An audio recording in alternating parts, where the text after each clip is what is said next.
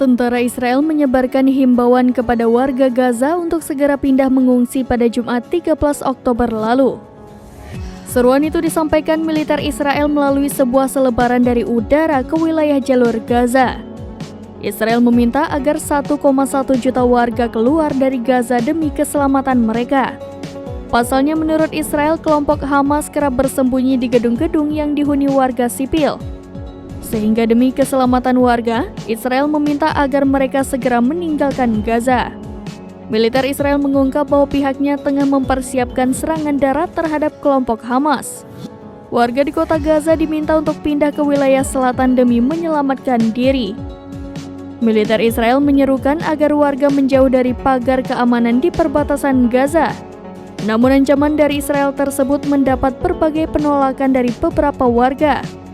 Kelompok Hamas juga mengatakan bahwa warga Palestina menolak seruan untuk mengungsi atau melarikan diri ke Mesir.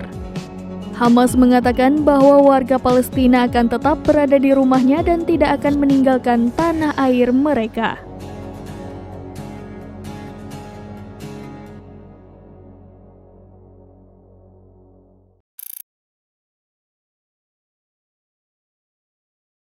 Download Tribun X sekarang, menghadirkan lokal menjadi Indonesia.